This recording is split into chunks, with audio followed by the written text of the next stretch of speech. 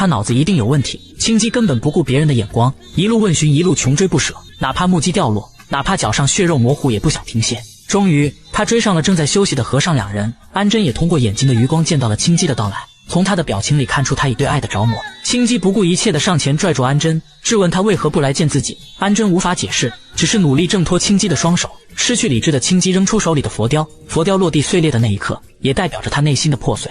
他低头在水中看到自己的倒影，也正如安贞看到的一样，如同一个魔鬼。安贞为了彻底摆脱青姬，他跑到一条河边，湍急的河水没法直接渡过去，幸好一旁出现一名渔夫。快要到达对岸时，他诚恳地希望船家不要搭载一名长发的魔女。船家拍了拍胸脯，答应了安贞的请求。果然，青姬很快追到河边，在船夫的口中得知安贞已经回到了道成寺。他希望船夫能载他渡河，但船夫答应了安贞，所以不管青姬如何求情，船夫都不为所动。情深入魔的青姬决定不管怎样都要追到安贞。